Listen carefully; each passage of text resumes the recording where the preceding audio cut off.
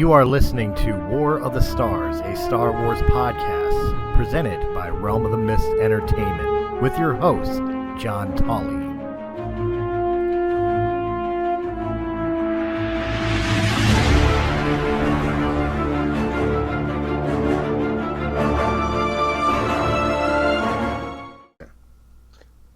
Hello everyone and welcome to War of the Stars, a Star Wars podcast.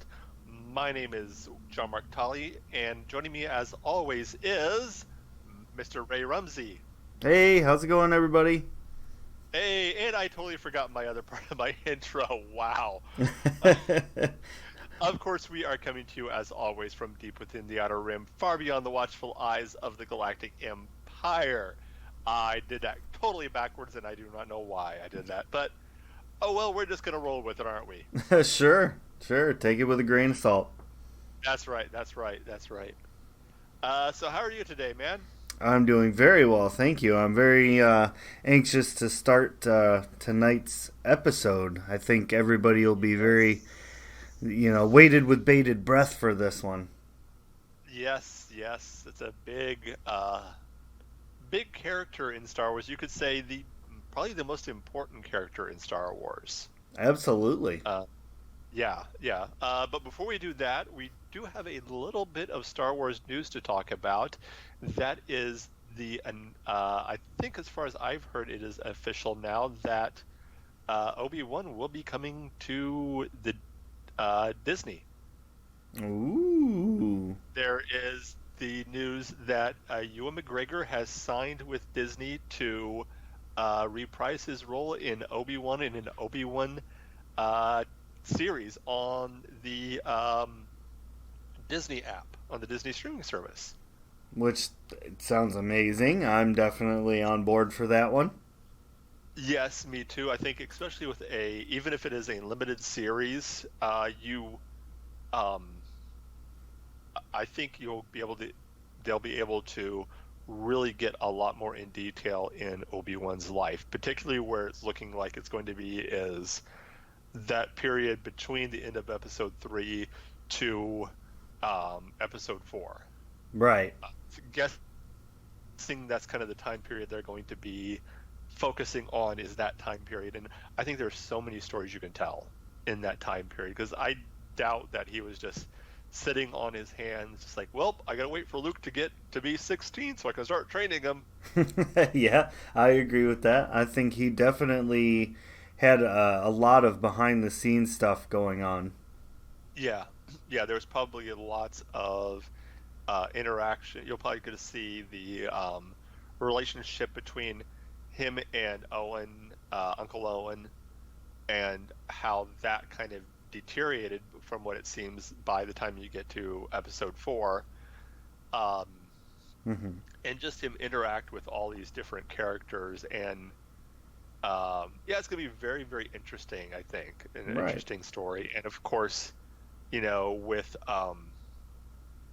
Ewan McGregor coming back in the role, I mean, to me, he was, and as hard as it is to say this, because I loved Sir Alec Guinness in the role, because he was the original Obi-Wan. Yep. But yeah, Ewan McGregor, he's such an iconic role for it. Oh yeah, and you could tell he studied Alec Guinness. Oh yeah, you could definitely tell that. Especially in that second and third movie, his speech pattern and the way he talked, the way he said hello there. Yeah, hello there. It was hello there. And but yeah, it looks like once again Obi-Wan will have the high ground. I see what you did there, and I like it. Yep. So yeah, I'm really excited about that. Mm-hmm. There's also the news that this upcoming season of the Resistance will be the last season.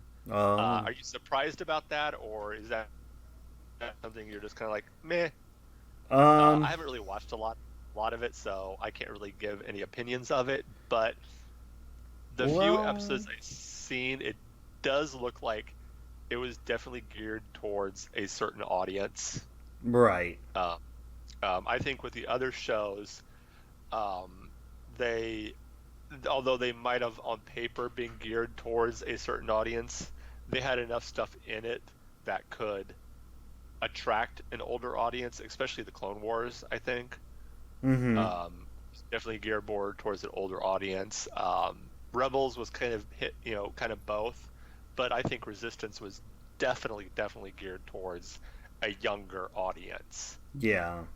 Well, I definitely agree with that. It was, like same as you. I've only watched a few of the episodes, which maybe if I watched more, it would change my opinion a little bit. But as from what I saw, it definitely kind of seems like that Saturday morning cartoon kind of feel to it. Yeah. And I mean, for me, there was I was kind of the same way. I watched maybe one or two episodes, and again, maybe if I had watched from the beginning and watched regularly, my opinion might have changed. But I just could not connect with any of the characters. Right. I had no emotional connection to them. I didn't care one way or the other what happened to them. And those few couple episodes I watched, I'm like, all right, okay, whatever. So. Right, like I had it set on my DVR to record because I knew I was going to be at work that day, and I had it set to record like 3 weeks in advance. I was very excited for this new show to come out, and I sat down, I watched the first episode, and same as you, I wasn't invested. I didn't remember any of the characters' names. I'm probably going to catch a lot of flack for this one, but the green one that the main character hooks up with when he first gets to the station, he very much reminded me of Jar Jar. He talked funny. He was kind of this almost accident prone kind of character, and I don't know. I couldn't connect with it. The story was kind of like. What was that? What's that? Sorry, you cut out for a second. Oh, sorry. I was just saying the story itself just seemed, let's go jump in our fighters and go show how good we are, and that's all it was over and over. Yeah, I kind of the same. And it's always sad when they try and force comic relief on with a character like that. Kind of the same thing with Jar Jar, where it's like, oh, we're gonna make this character specifically to, for the kiddies, and I don't know. Which, that's great to bring in the younger audience. I absolutely love that my kids are able to see Star Wars. I mean, obviously not in the same capacity as the rest of us who saw Star Wars back when Episode 4 was all you got right off the bat. Yeah. But well, and that... my kids they see this on TV and they say, hey, this is really cool. I kind of want to see more. What else is there? Yeah, and that's something we've talked about before on the show in the past, is that I understand that Resistance isn't I don't want to say my Star Wars, but it's not my cup of tea as far as Star Wars goes. Mm-hmm. But it might be someone else's, and that's fine. That's okay that there is a Star Wars for a younger audience, a Star Wars for I look at the what were the shorts that they had on YouTube with the Force thing? Oh, yeah, I can't. I do know what you're talking about, but I can't remember the name of it. Then for a little bit there, didn't they have one with the droids? They had, I think so. They had something, but anyway, what I'm getting at is, those are ones that they were just short enough and simple enough that my little girl, who's going to be 5, could sit down and watch and understand and love. And she loves Star Wars. We'll be playing, and she'll want to play Star Wars, and she always wants to be Princess Leia. And it's so cool to see that there is Star Wars for my little girl. There's Star Wars for there's something for everyone in Star Wars. Yeah, and And it's this.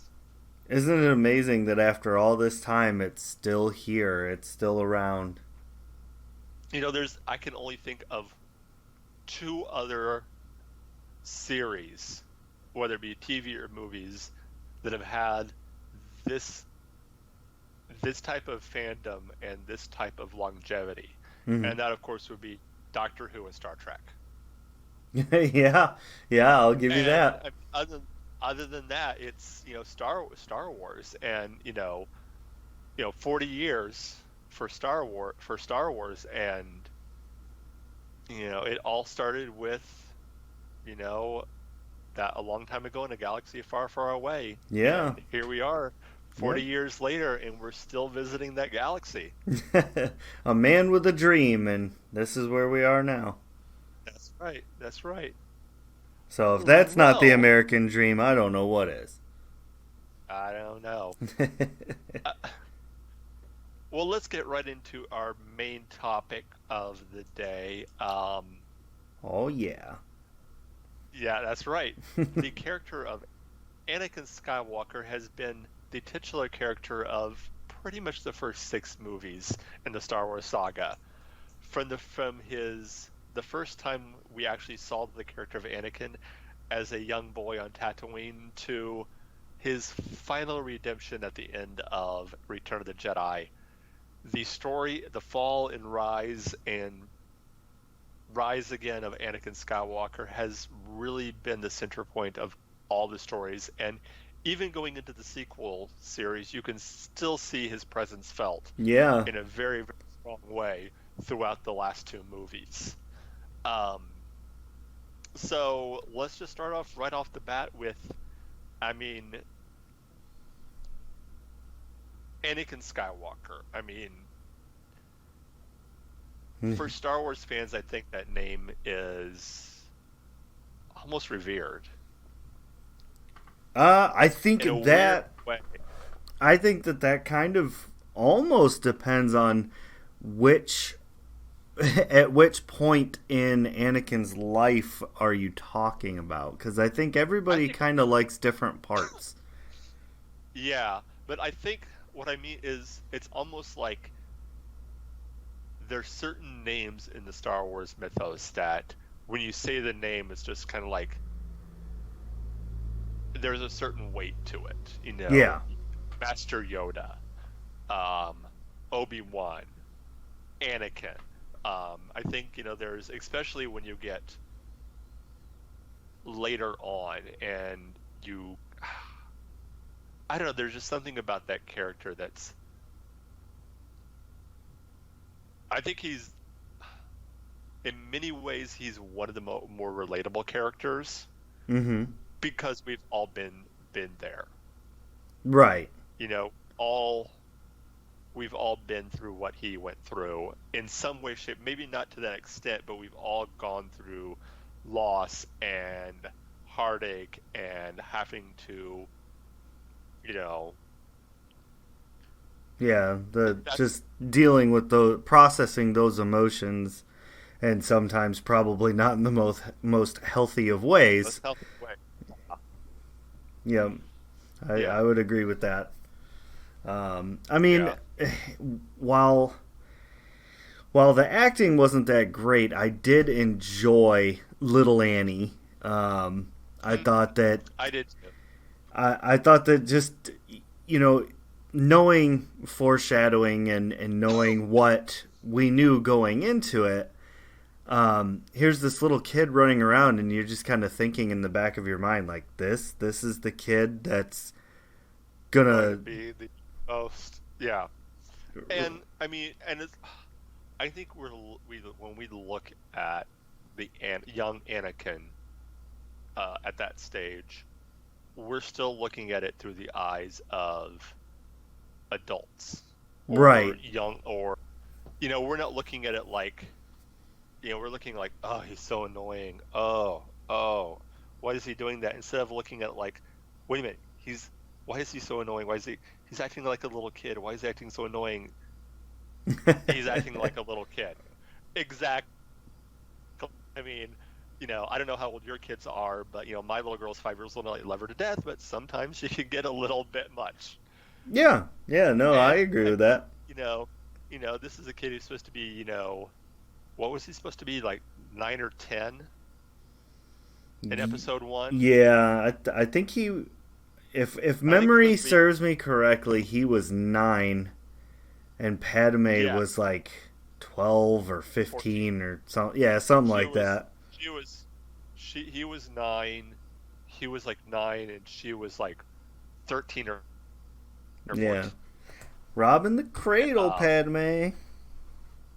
Well, that's the thing, though, and not to get off on a tangent, but so many people always talk about, oh yeah, but it was Anakin who initially had the crush on Padme. Right. Padme was just like, oh, you're a sweet little boy.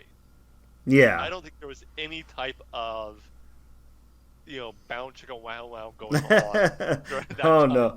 During that time, it wasn't until Anakin grew up.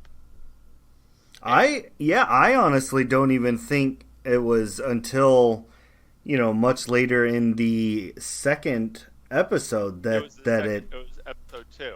Yeah, and I'm not even entirely sure she knew fully that she was in love with him per se, but she knew that these feelings were there. Yeah. I think that it was, Anakin always had that kind of thing in the back of, schoolboy crush. Right. For, Padme, and then it just kind of went from, grew from there, but, right, which I think ultimately that was his downfall. Yeah. I think from a character standpoint, and, we'll go back to speaking directly on Anakin. I think one of the things they should have done is hire a different actress to play Padme in episode 1 than they did episode 2. Hire someone who looked younger. Yeah. Because it was really weird to see 10 years later Anakin looks all grown up and completely different, and Padme looks exactly the same. Yeah, I'll give you that. It's like, wow, you haven't aged a bit, Padme. It's all that space travel she was doing. Yeah, that's right. Wibbly wobbly timey wimey or something. Yeah. But yeah. So to kind of talk about our main topic here a little bit. So,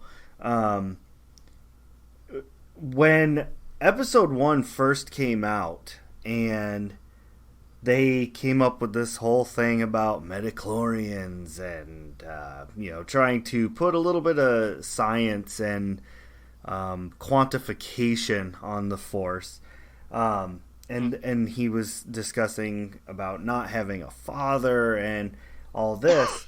I had the idea, and I told one of my friends, and I'm not saying that I'm the leader of this. I'm not saying I was the first one to come up with this idea. I've read it on the internet 1,000 times as well, but we'll get to that in a second. I looked at my friend after the movie, and I said, it was the idea of this immaculate conception thing going on, and that he was going to be the savior and yada yada yada. I was like, but I think that there's more to it than that. It doesn't have that same feeling as another very predominant character that's known all over the world.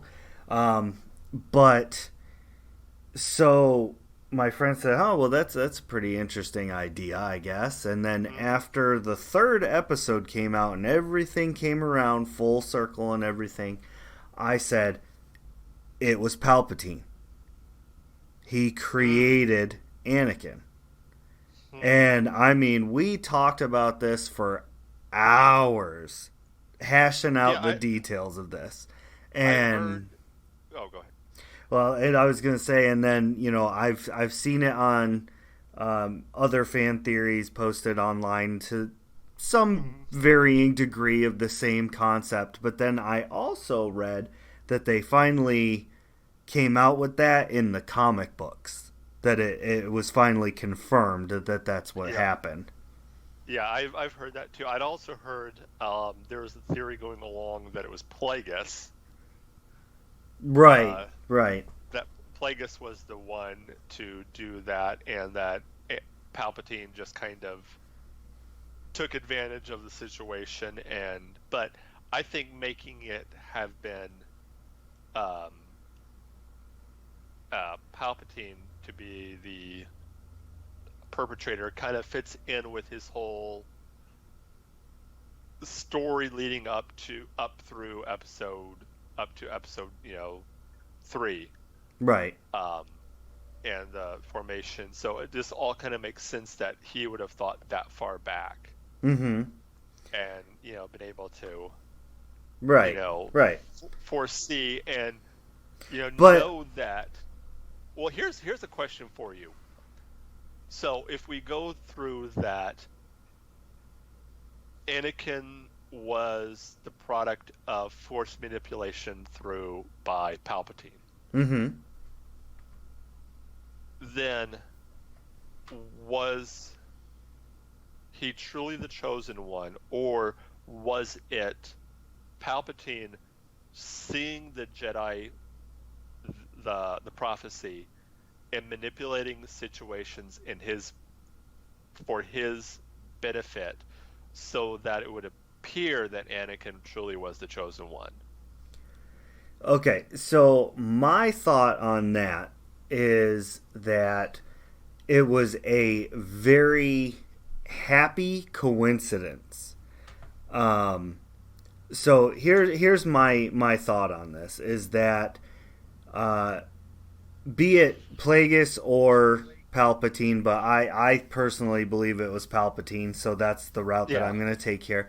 So Palpatine wanted an apprentice, but not just any apprentice. He wanted like the apprentice, and what better way to do that than to create your apprentice and groom them to be exactly what you want. That's right. So it's my thought process that he chose, okay, we've got this desert planet. It's a harsh place to live, so whoever comes from that planet is going to be no stranger to just that harsh reality of life. They're going to have to deal with death and struggle and needing water, things like that. They're going to have struggle, and they're going to put themselves into very awkward situations or frightening situations to get that. And what better vessel to carry this apprentice than a slave woman, because that just compounds to the frustration, and it also kind of grooms them to be used to having a master. Yes. So yeah, that's a really good point. So I think what happened there is Anakin was born, and I think Palpatine was just kind of waiting for that moment to start putting all this together, setting up the blockade, getting Jedi there. I kind of think that was all part of the plan as a whole. So he needed to get Jedi there, and personally, I believe that he specifically sent Qui-Gon because of what Qui-Gon had gone through before the events of Episode 1, which is some fan theory, some comic book stuff, but Qui-Gon was in a very awkward moment of his life where he thought the Jedi Council was being a little too dogmatic and wanted to bring a more balanced approach. So I think he kind of sensed that with Anakin and wanted to train him, because he knew that the balance had to be returned to the Jedi Council. So I think he might have had a little bit to do with them buying into this prophecy so easily. But again, I think Palpatine, knowing of the prophecy, probably said, "Oh, this is a beautiful coincidence we've got going on here." Yeah, I kind of agree, and I think we might as well just get it over with now. and this is something I've had debates with friends over the years. Did Anakin ultimately bring balance to the Force? The age-old argument. Because you can make this argument that in the end he did. Because you can make the argument that there were thousands upon thousands of Jedi and only 2 Sith. And the end of his fight, at the end of Order 66, there were, and you can make an argument there were other Jedi that were hiding, but really there were 2 Jedi left and 2 Sith. The light and the dark were balanced. Yeah, I could. You can make that argument that it depends on what your opinion of balance is and what you consider to be, balance in the Force. Is it balance on one side, or is it more of a yin and yang type of thing? More of a, you can have light without the dark. Well, so we see Luke doing the Force choke, which not necessarily in a dark side maneuver. I guess from the tabletop RPG version, they didn't say that, but we only ever see Vader do that. So I kind of assume that it is more of a dark side maneuver. So it's in my opinion that Luke is more closely aligned to a gray Jedi, or like a neutral. Mm-hmm.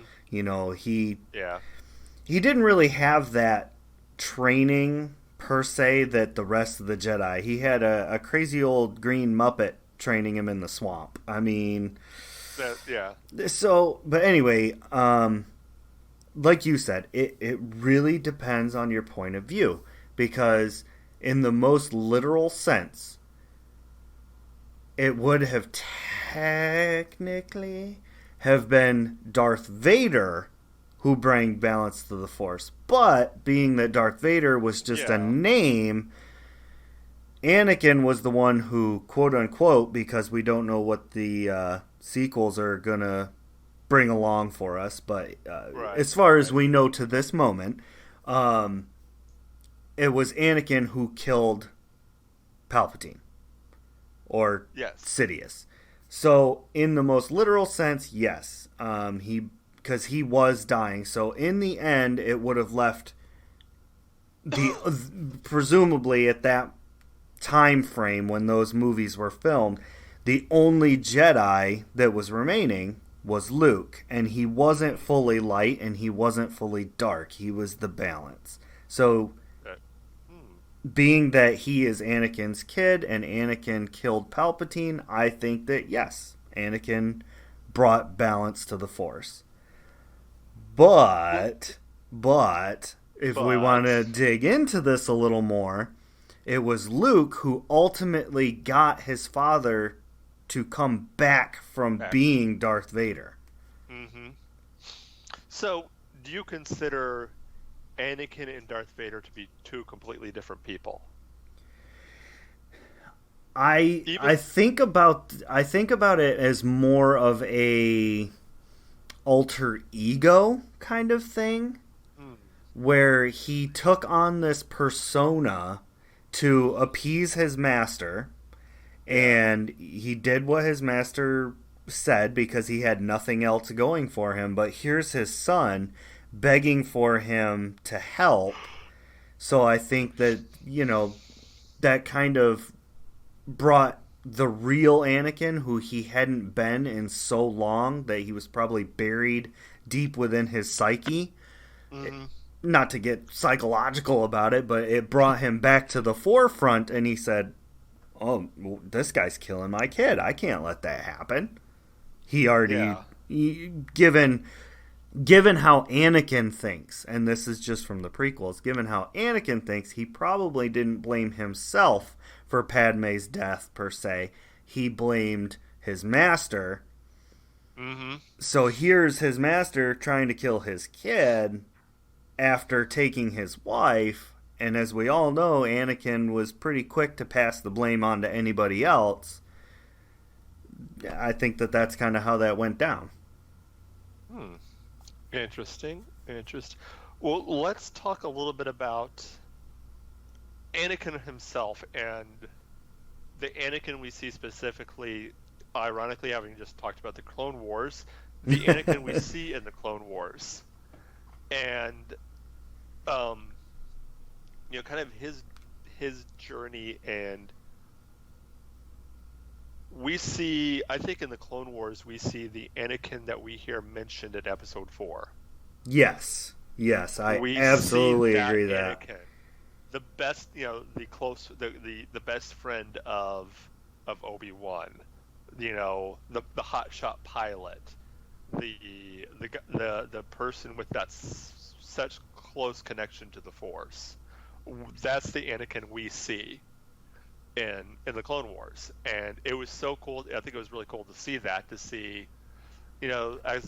juxtaposition of the Anakin we see at the end of through Episode 3, between Episode 2 and Episode 3, to see that character arc and that that character story throughout Episode or Clone Wars. So yeah, well, I mean, throughout the Clone Wars, at least me personally, I don't presume to speak for anybody, but for myself, watching through the Clone Wars, we see Anakin really go through the gamut of emotion that the other Jedi don't.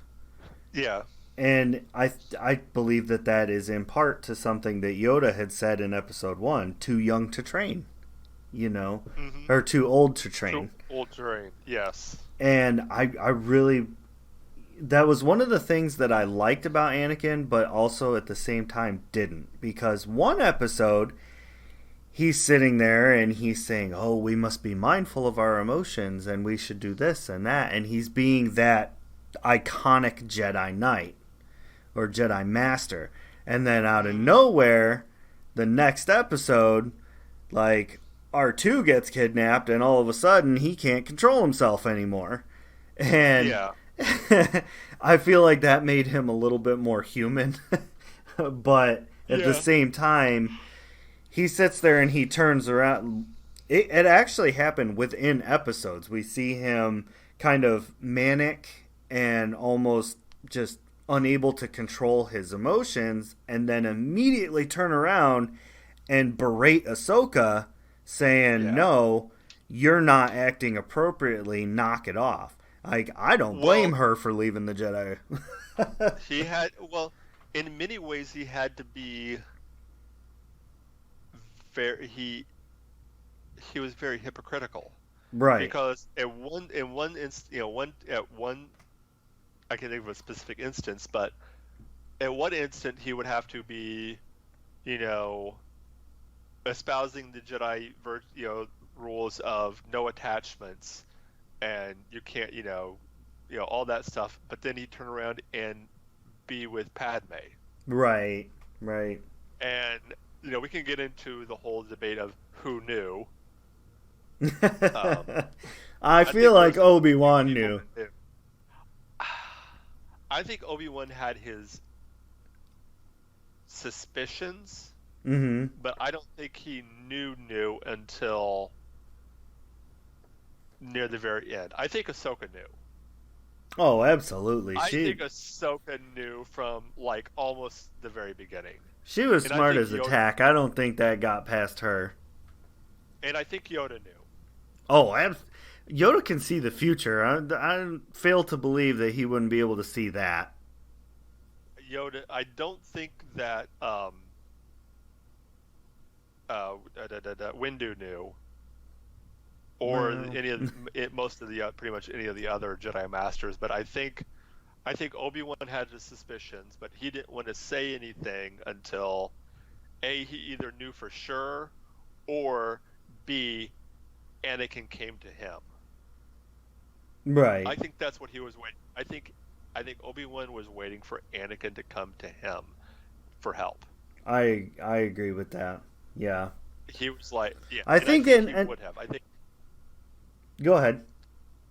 I think if Anakin had come to Obi-Wan and said, Master, I've made a great mistake. I fell in love and I'm married and I'm going to be a father, but I'm having these dreams and these nightmares. I'm scared. I know what this means for me, the Jedi Order, blah blah blah, but I need your help. I think he would have been like, okay, let's figure this out. Right. I I I feel like that's possible, but we also know that Obi-Wan was a very adherent follower. I mean, he had his little things every now and again, but his general answer to everything was, we must consult the council.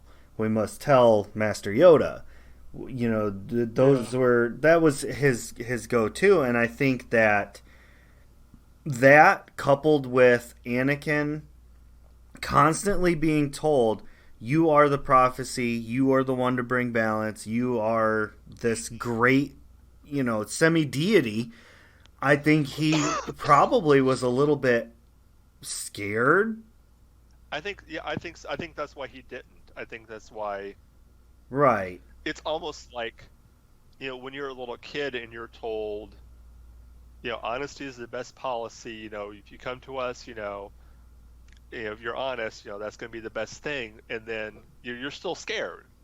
Yeah. Because you don't want to get in trouble. And I think that was Anakin's biggest fear, is it coming down to, that little kid of, he didn't want to get in trouble. Mm-hmm. Yeah. I absolutely agree with that. He didn't want to get sent. He didn't want to get sent back, even though he wouldn't have, at that point he wouldn't have been. He didn't want to go back to Tatooine. Right. I think kid in his mind, that little kid, that in the back of his mind, that little kid was still there of, they're going to send me back to be a slave again. They're going to send me back to Tatooine. I'm going to go and, or all this. At the very least, banish him out of the Order in general, which honestly probably would have worked out better for him, but we got to see how Anakin kind of thinks throughout all the various movies and the Clone Wars. We kind of get to see, and like I had alluded to earlier in the show, he's very quick to pass the buck to somebody else. Yes. So I kind of would almost wonder if he did go to Obi-Wan and Obi-Wan did offer to help, I feel like Anakin probably would have went the route of saying, well, none of this would have happened if the Jedi weren't so strict. Mm-hmm. I can see that. Do you think that it would have been better for him to go directly to Yoda instead?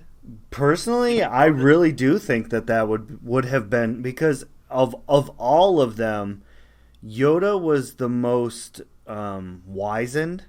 He thought a lot more than the other. And don't get me wrong, there's plenty of other Jedi Masters who are extremely good at using the Force, and they went that route rather than going the fighting styles. But I definitely feel like Yoda just had so many more years of wisdom over everybody else. And Yoda's seen stuff. Right. And we see it throughout the Clone Wars too. I mean, even Yoda, like, you look in the Clone Wars when they convinced Obi-Wan to go undercover so that they could try and I'm drawing a blank. They had him go undercover to join the bounty hunters and try to get to the bottom of the assassination attempt.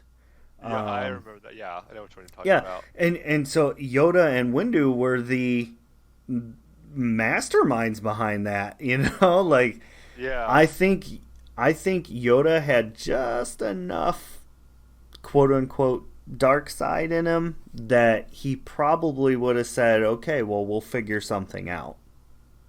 Yeah. Oh yeah. I definitely think that. And there's always been that theory that I've heard floated around that at one time Yoda did fall, and that's why he knows so much about the dark side and knows the dangers of it. Mm-hmm. I definitely think the worst person he could have gone to would have been Windu. Oh, absolutely. Windu did not trust him from the jump, Nope, he did not. and so I think, but I mean, oh Windu was against training him pretty much the entire time. So yeah, yeah, he probably wouldn't have been the best one to go to. And this is not to say that any of the other Jedi Masters are not as relevant, but quite honestly, when all we had to go off of was the three prequel movies, it just seemed yeah, like the other masters were kind of just there to fill chairs. yeah. I mean, we get a little bit of them in more in during the Clone Wars Exactly. series, Yeah. um, but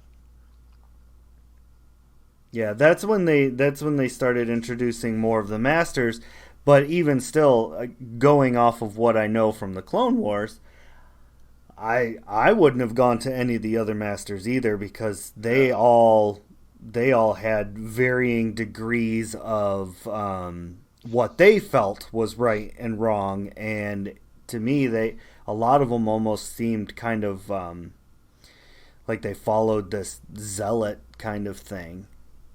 yeah. I think that was one of the things that kind of, and I know that for the movie to go the way it had to, we had to see the fall of Anakin, but I think the best thing that could have happened for Anakin is Qui-Gon lived, Oh, absolutely. Yep. because we've talked about this before in the past with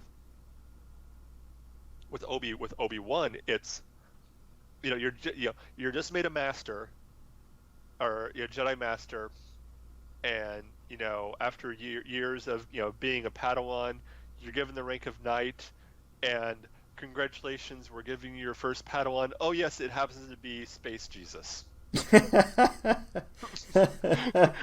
Congratulations. Here you go. talk, talk about winning the Force lottery. Like, Well, it's I mean it's like, I work in a retail store. It's like, you know, oh, we're giving you your promotion, and you've been for the store for a few years now. You've been just a regular employee, and now we're giving you the biggest store in the country that has the most you know product that goes through it, and right. you're now a head of this store. Congratulations! Like, what? But okay, but think about this too. So, understandably, we all know why Obi-Wan said, "No, I'll train him." It Yeah, was to honor his master. It had nothing to do with the space Jesus. Like, this is just all about yeah, no, honoring his master.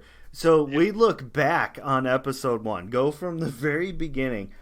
Obi-Wan kind of had like this grudge against all lesser life forms. And he actually made a comment about that. Like, oh, we've picked up yeah. another, and so Yeah, this whole time primitive he's, life form, or yeah, I can't remember exactly what he said, but it was something very yeah, I demeaning towards remember. Yeah, Anakin. And Anakin. Yeah, so you got to think, he went this whole movie berating Anakin in front of him. And then at the very end, he's like, well, my master died, so why not? I'll train him, I guess. Like, that had to yeah. have been, you don't forget stuff like that when you're that young. Well, I mean, you even might later in life, but in that initial yeah, moment, oh man, like, I remember being a kid that age, and if somebody called me a name or anything like that, oh, they better watch out. yeah. That's right. Well, even in episode 2, there's the that kind of talking down to him and not really berating him. Mm-hmm. Um, you see that in episode 2 Mm-hmm. when they are going over um how they're going to protect Padme, and Anakin pipes off with something, and just right then and there, he kind of Obi-Wan just kind of very verbally and very out in the public shuts him down. Right, in front of everybody. As being very much like, oh, and it definitely was something would not have seen Qui-Gon doing, not that publicly. Right. He would have just, put his hand on his leg, put his hand on his knee and kind of given him a look like, oh, okay, calm down, Anakin. And then in private would have told him like, okay, next time, let's be a bit more mindful. Let's be, be mindful of your feelings, young Anakin.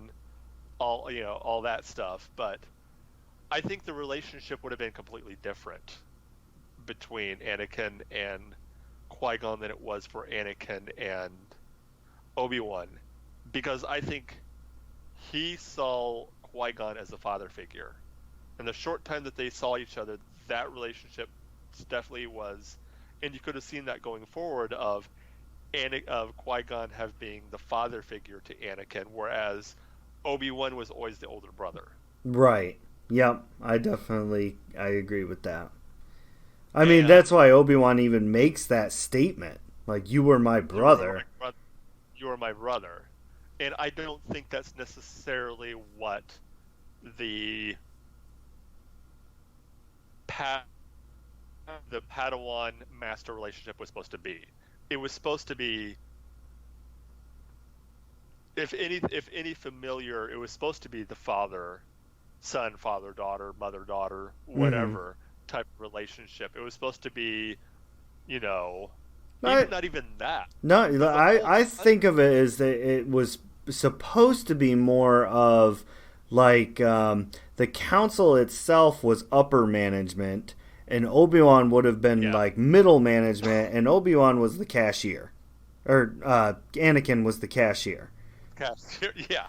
Okay, I can get that. I can get behind that. I feel like that was supposed to be how it was. Like he was supposed to offer him mentorship and advice and teach him how to become the next step up.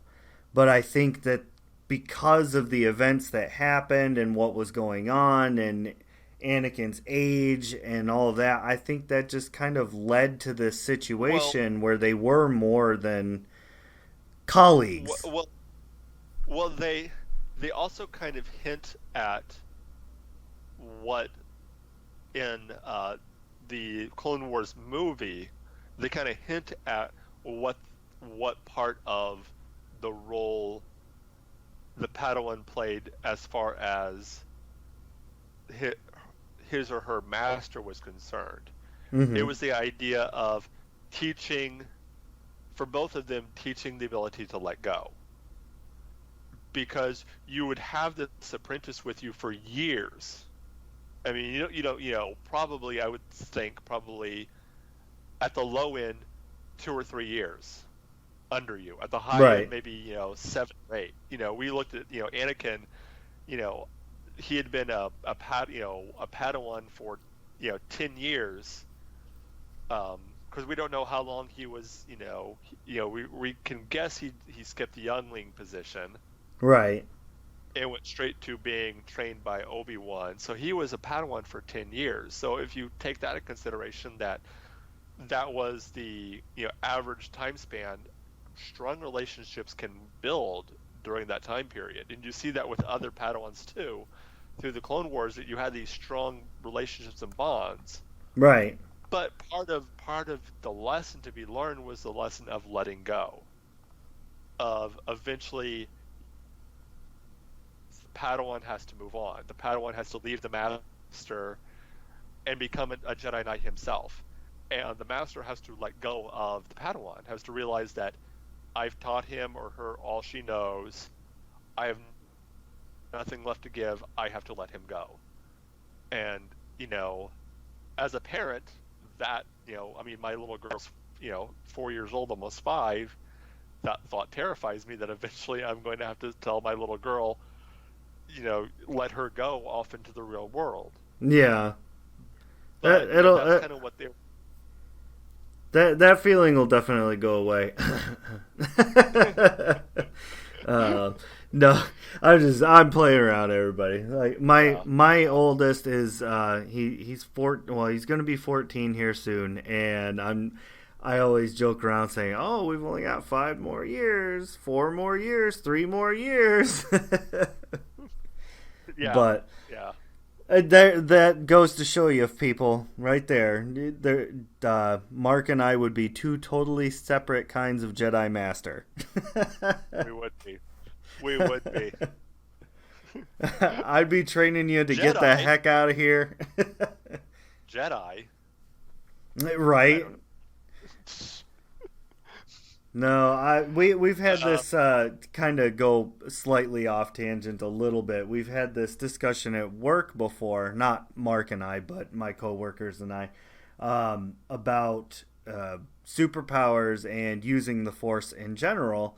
And I 100% will tell anybody that if I were somehow blessed with either of those things, either a superpower or the ability to use the Force, knowing myself, there is absolutely zero way that I could not use it for selfish reasons. I can. Oh yes, I definitely would. So I know that I would definitely immediately start walking down the path to the dark side, either inadvertently or on purpose. But that's the direction I would go.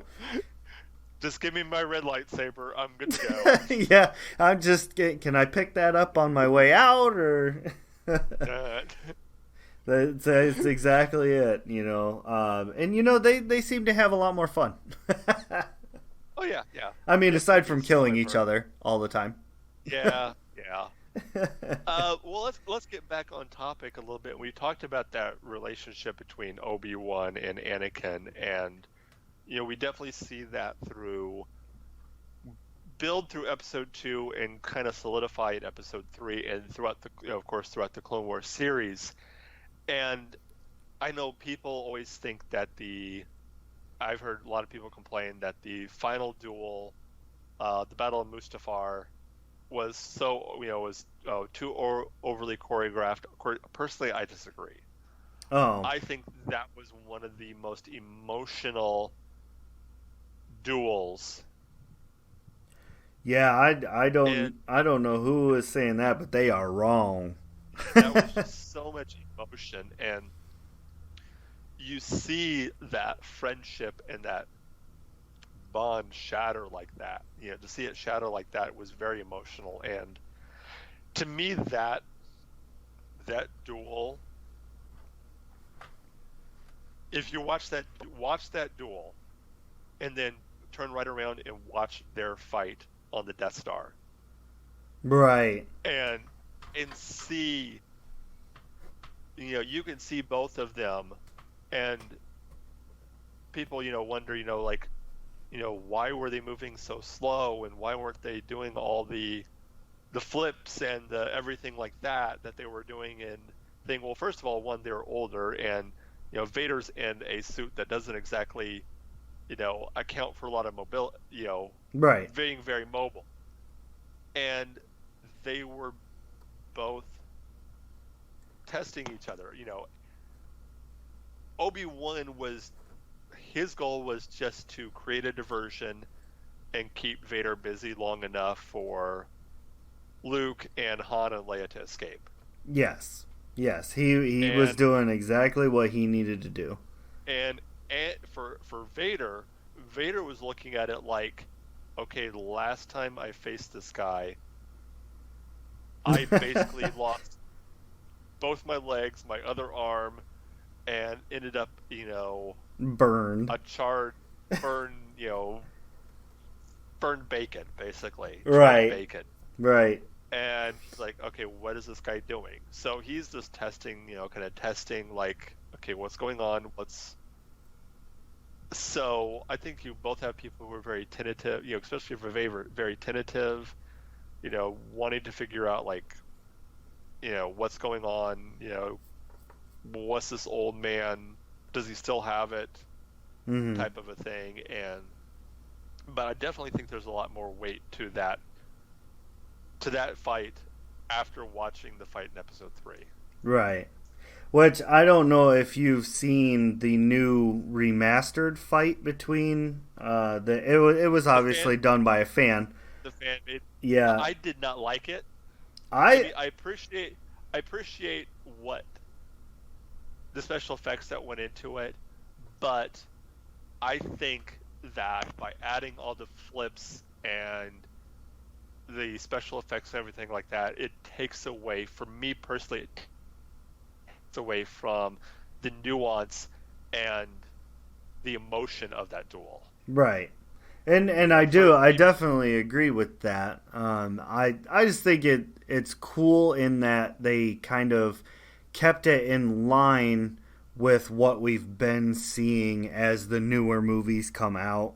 But I definitely agree with you about the original fight, that it definitely carried a lot more weight than I think a lot of people put credit to. Yeah. And then I don't know if you've seen the other fan-made ones where they splice together all the movies and they have Obi-Wan sitting there telling Luke about his father, and they kind of do the flashbacks. Oh, makes me tear up every time. Yeah. Well, we are coming up on time, and I think we still have quite a bit to talk about, so we might actually continue this discussion next week, because I think a character like Anakin, you can't really just go over all about, Anakin Skywalker / Darth Vader in one episode. So we are going to be wrapping things up, and we will be continuing the discussion next week. Perfect. And I will ask my question now, and that'll even give our listeners time to kind of formulate their opinion on it, and if they have a way to comment or send it to us in some capacity, via social media, they can chime in with their answers too. But it's a quick question here for everybody. What do you think would happen, or would have happened, if instead of Obi-Wan and Qui-Gon going to do the negotiations, what would have been the fate of Anakin if it was, say, Plo Koon or Kit Fisto or even Mace Windu? Interesting. Question for everyone to ponder until next week. Yeah. Yeah. So, until then, remember, you can always find us at anchor.fm and wherever fine podcasts are heard. Remember, Anchor is your one-stop shop for all of your podcast needs. You can also find us on Apple Podcasts, Stitcher, Spotify, pretty much anywhere fine podcasts are heard. Check us out on Facebook. By the way, that Anchor.fm is at Realm of the Mist Entertainment. Same for Apple Podcast. Realm of the Mist Entertainment.com Wix. I cannot remember the exact name of the website. But we'll have the website down there in the description on YouTube. YouTube.com. Remember to give us a like, subscribe. If you're on Apple Podcasts, give us a 5-star review. Also, if you're on Patreon, any monetary gift would be greatly appreciated. If you don't really like the politics of Patreon, then Anchor has a little way to support us too, a little sports tab.